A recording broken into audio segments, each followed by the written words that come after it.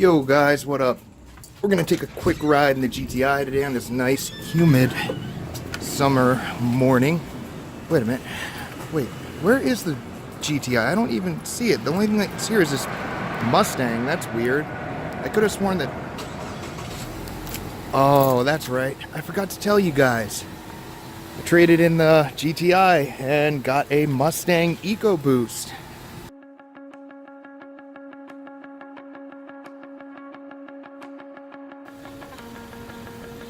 So yeah, as I mentioned, I traded in the GTI for this 2015 Ford Ecoboost.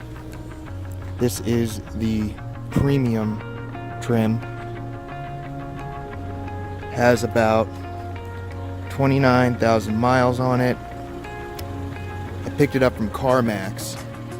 They actually gave me a really good trade-in deal on my GTI, so couldn't really say no. And this car had everything I wanted with the Ecoboost. So let's go inside.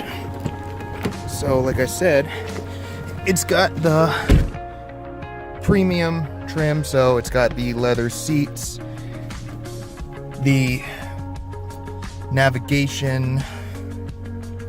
This has the Ford Sync touchscreen, by the way. So it has the navigation, Bluetooth,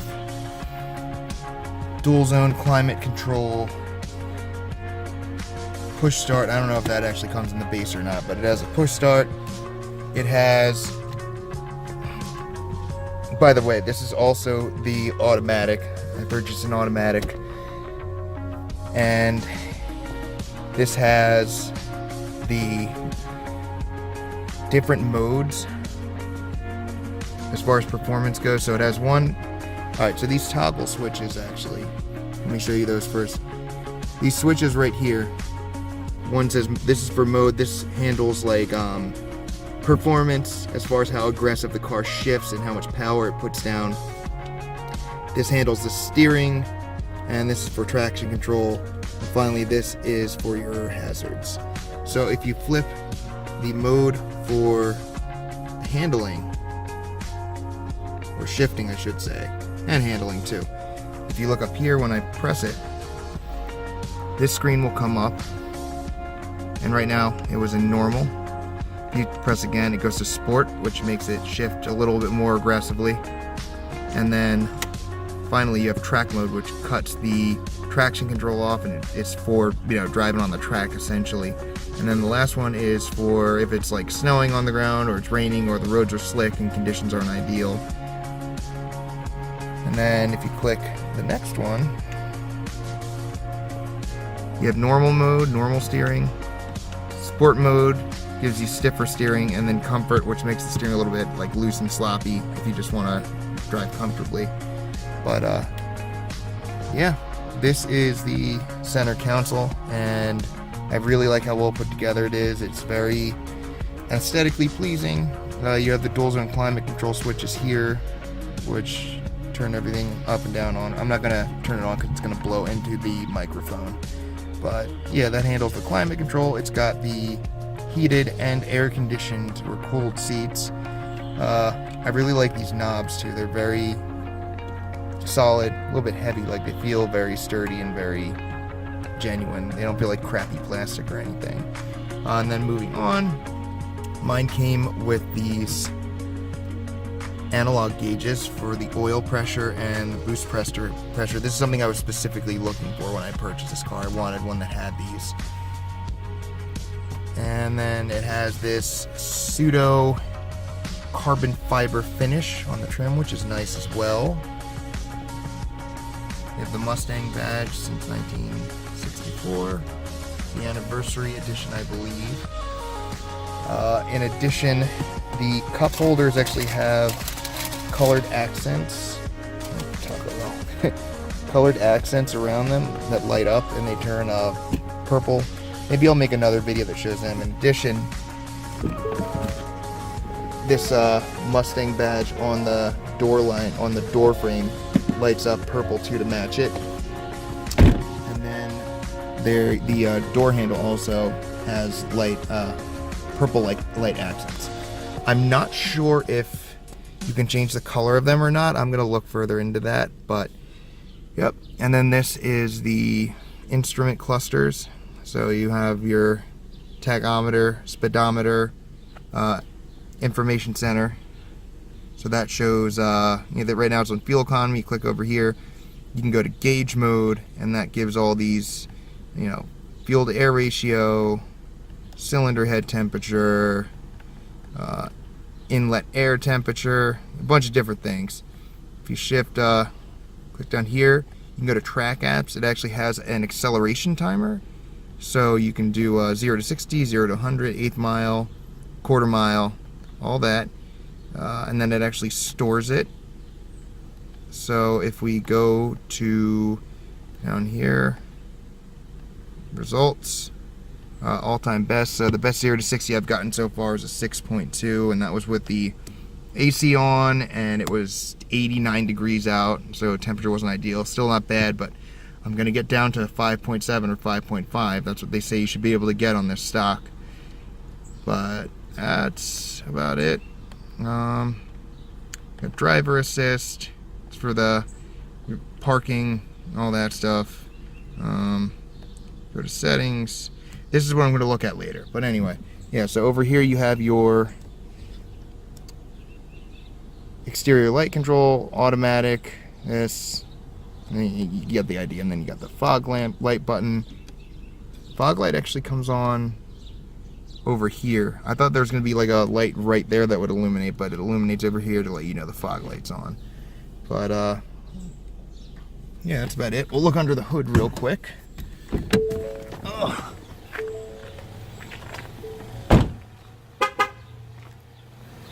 See if we can get this on hand. Nope. Let's see.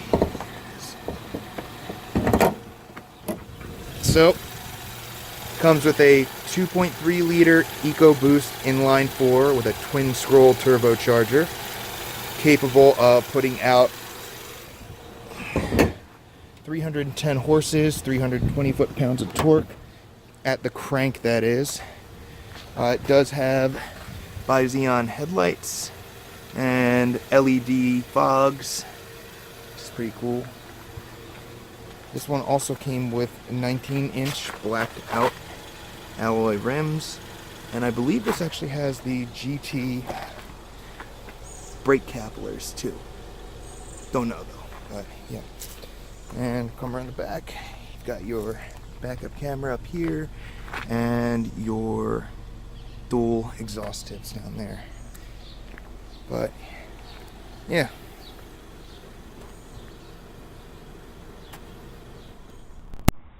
Alright, let's start this puppy up. I actually have to go get my dog his thyroid medicine, so it's a good opportunity to give a little bit more insight about why I got rid of my GTI and why I bought a Mustang. One sec.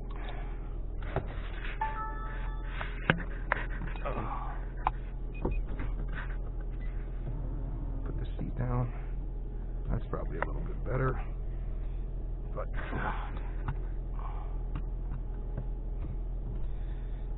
let's get the AC on.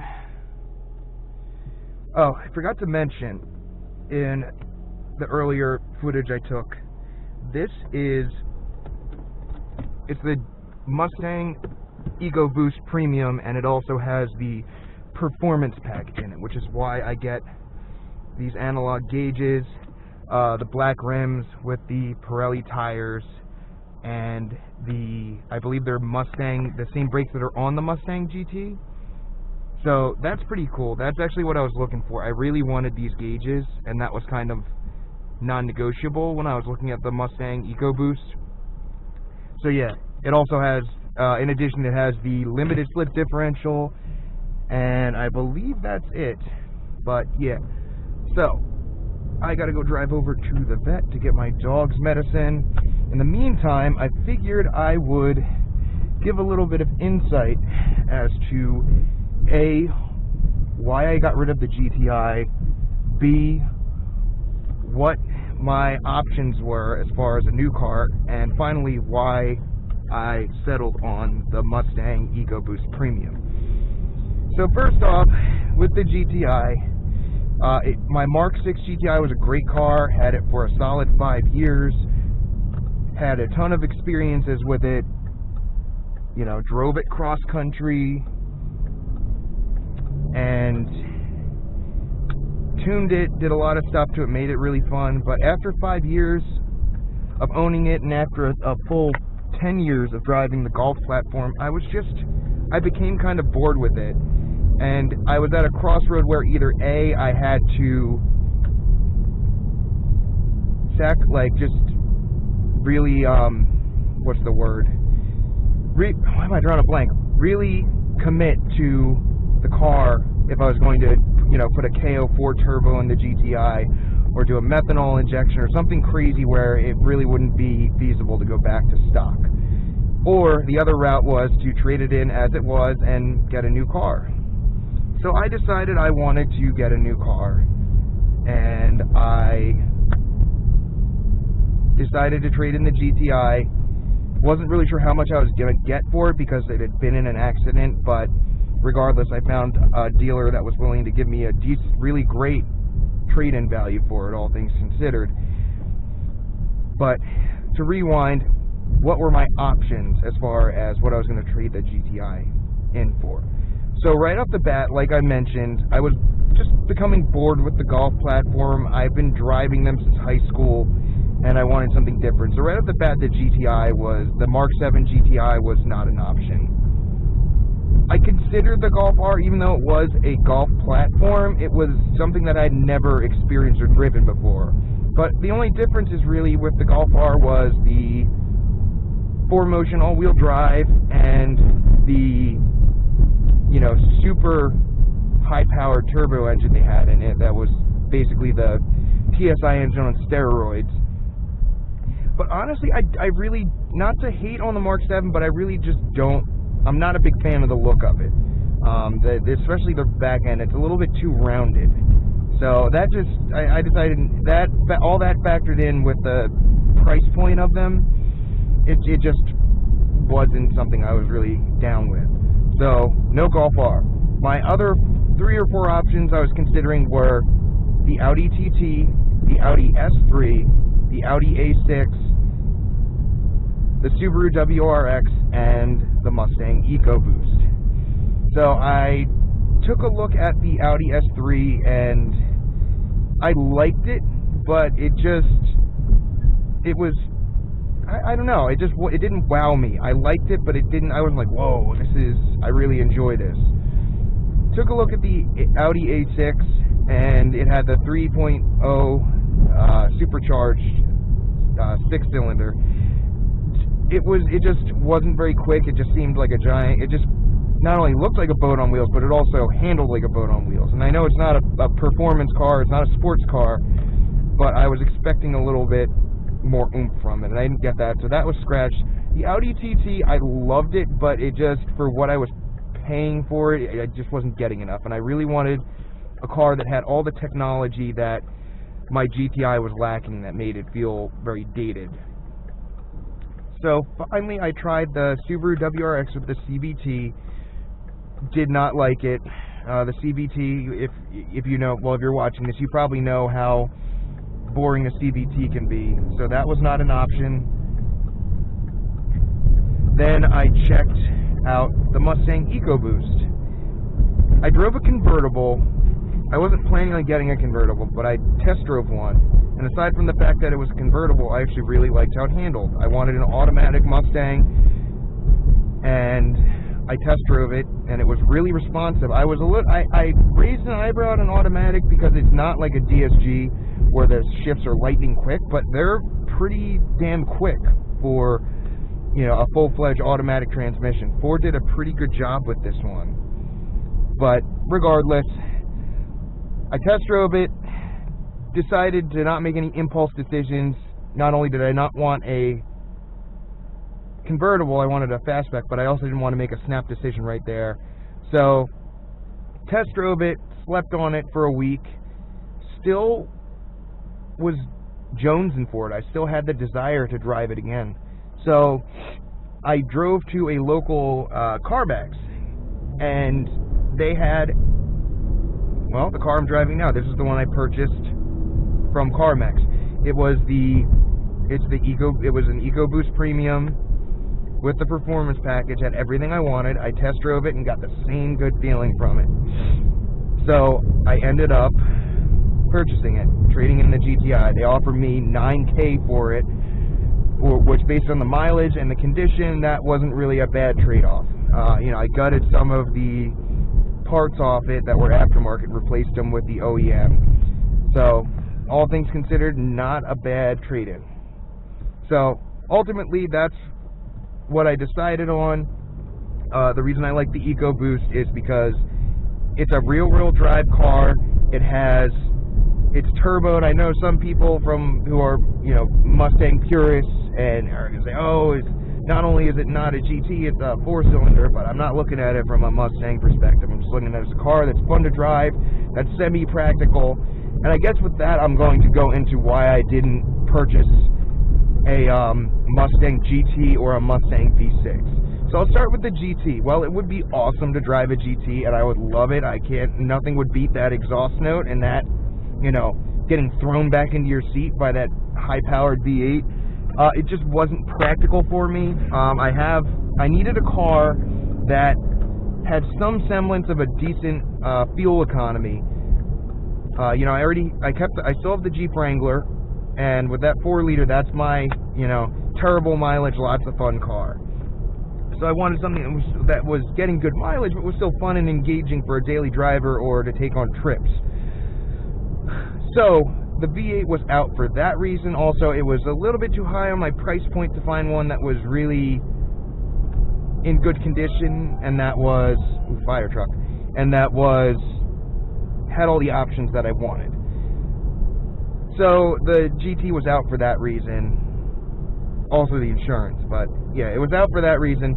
The V6 I considered, and I was torn between the EcoBoost and the V6, but then the options that the EcoBoost comes with versus the V6, it just wasn't comparable. Like, the V6 has become Ford's designated base Mustang model, so it didn't come with the options. I couldn't get leather seats. There was no premium edition. Already I was turned off by that.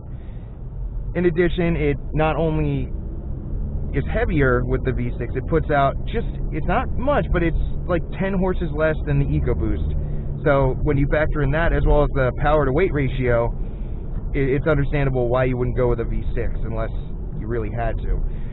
So the exhaust note would be nice, because I'm not going to lie, there is no real exhaust. It has a nice growl. It has a better growl than my GTI did stock, but it's no V6 or V8 by any span of the imagination. And and from the reviews I've read and the sound clips I've heard of aftermarket exhausts, nope, I'm gonna let this guy in. I think he's trying to go through here. I'm just gonna wait.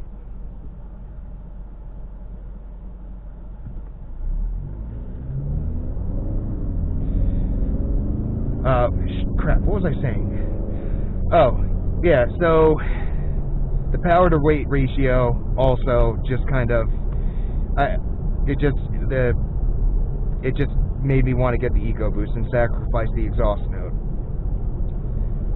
So I went with the EcoBoost, and it has plenty of power, and I'm really loving it. So far, I guess now I'll just go into my initial impressions, what I like about it, what I don't like. I will, to the disclaimer, any of the cons I have, none of them were to a point where it compromised whether or not I would get the car and how much I would enjoy it. These are just me being objective. So I'll start with the cons. One thing I don't like about it is that it does not have a Tiptronic transmission or Tiptronic mechanism in the shifter itself. I know plenty of people are going to say, well, you should have gotten an automatic then, or a manual then, but a manual's not practical for where I'm driving every day. I had a manual motorcycle, and I just got tired of shifting the gears. It was fun when you're on the highway and you get to row through the gears, but when you're sitting in bumper to bumper traffic day after day after day, it's just not practical. So I wish that this had the Tiptronic option. It doesn't. It's not a huge deal because obviously it has sport mode. It has the options for, you know, Sport Plus on here and track mode, so it gives you some control over the RPMs. It has the paddle shifters, which is a plus, but I would like it to have a Tiptronic transmission, or a Tiptronic option on the transmission. But whatever. Next is the fact that it's not a automated manual transmission. I think that this car would be perfect with a really fine-tuned automated manual transmission with a dual clutch. I know that Ford had they tried an automated manual transmission in their early Ford Focuses, and it was just kind of a dog. It was very chattery. It would trip over itself. If you follow Merch Milan on YouTube, on his channel, he had one, and he actually had to give it back because it was just a straight up lemon. So they took it back under the lemon law. But one of his main complaints was the transmission was just very chattery and unsure of itself, and even after they gave software updates, it still did the same thing. So I understand why Ford may have abandoned that idea and gone with a full-fledged automatic transmission with a torque converter, but it would have been nice to have a dual clutch automated transmission in this as an option, as an alternative option for the manual. But that's just not a big deal. Next is the back seats. That's what it was. I was like, it's a really important one, the back seats. So I'm not going to look back there because I'm driving, but I can assure you the back seats are tiny, and they're essentially useless unless you're a small child that's sitting back there or you're a grown adult with no legs. My girlfriend is about 5'5", and she had a hard time sitting back there. I tried to sit back there, and I was already sitting at like a acute angle, essentially. The seats are back there are basically useless, except if you have a kid. So that's kind of a con. I don't know if it's like that in the convertible, but in the fastback it definitely is. So the seats are definitely a huge con. And just the headroom in this car. Obviously, it's a sports car, but like I said, I actually had to lower the seat so I could fit in here with my GoPro, so all you were seeing wasn't just, you know, the roof. So it's a little cramped, but it is a sports car. I guess I'm just adjusting to it because it's not like my GTI, which was a hatchback, and I had all that space. Other than that, the exhaust is essentially non-existent from what I read. I can't confirm or deny it. I've heard mixed info, but apparently the Ford installed some kind of audio device to try and magnify the exhaust, and that didn't really work. Like, you hear the turbo spool up. It is very more pronounced than my GTI was with the spool. Even with the GTI's intake stock, you can just kind of hear the turbo spool, but it could use a little bit more growl on the engine. It would have been great if they put in like a 5-cylinder, but I know that's more of like a European thing, but a 5-cylinder would give it a very unique sound. But anyway, that's enough. That's all I can think of about the cons. Now I'll go on to the pros. So the pros of this car. I love the interior. The interior was one of my main selling points. The backside aside, the exterior looks amazing. Ford did a really great job with this interior.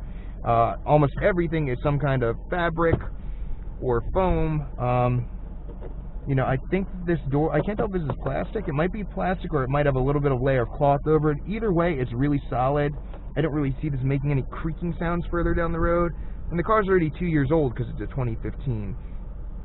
So I love the interior. I also love what they've put together as far as the performance package. The analog gauges, this pseudo carbon fiber panel trim, that's great too. The Mustang badge over there that shows that it's the anniversary edition. Everything about this interior I love. The steering wheel, the seats are comfortable. This is why I think Ford did a knockout job with this car. And I was actually reading one reviewer that said that he compared it to the American version of the Audi A5, and I think that's actually a valid comparison. So the interior is just amazing. I love it. That's the first thing.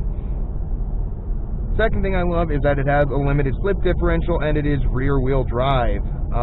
You know, this is my first rear-wheel drive car. Obviously my Jeep is a rear-wheel drive, but that's not the same application or why you would want it. All my front-wheel drive cars, especially with my GTI, you know, you can only put down so much power, and you know, everyone was always like, oh, you know, front-wheel drive cars, you get so much torque steer, and me never actually driving a rear-wheel drive car in an aggressive manner didn't understand that until I actually drove the Mustang, and just the way it plants the power is great. So I love that it's a rear-wheel drive 4-cylinder car. It's almost like, well, I won't compare it to that, but it's great to have a turboed 4-cylinder that I love that's rear-wheel drive.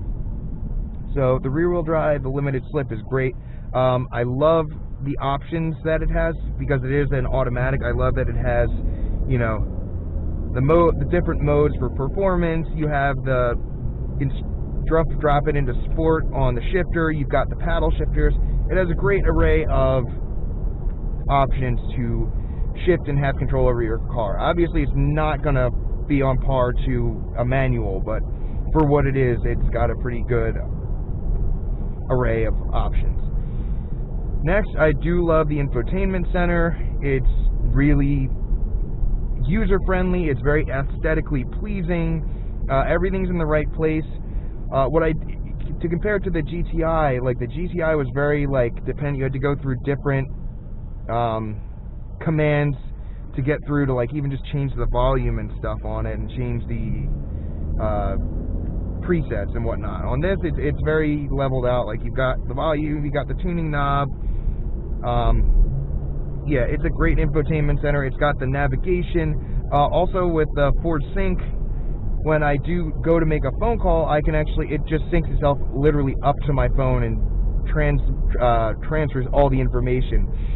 So if I just want to call whoever's in my phone, I can just press and it'll call. Whereas in my GTI, now granted it was a 2013, they may have changed this with Volkswagen, but the 2013 model, I would actually have to manually go in and preset my voice commands. You would basically have to teach the infotainment center on there, teach it how to do commands. Whereas here, everything's pretty much straightforward. Like, I just can hit it and say call whoever, and it'll just call it. Also on the GTI, the voice command, I don't know what happened, but it stopped being as receptive. A lot of times it'd say, couldn't understand what you're saying. But yeah, so this is great. That's really it. So I'm really excited about this car. I'm really excited to get to know it, get to appreciate it, get to understand it, and push it to its limits. Don't know if I'm going to mod it or not. Right now I'm pretty content with the power it puts down. But yeah, this is the first time in a while that I've been really content with a car. So I go back to work next week. Hopefully I can throw out a couple videos, more videos before then. If not, you know, I'll get to it eventually, at least before Thanksgiving or Halloween probably, depending on my workload. But with that being said, I am going to shift into this lane, and I am out. Catch you guys later.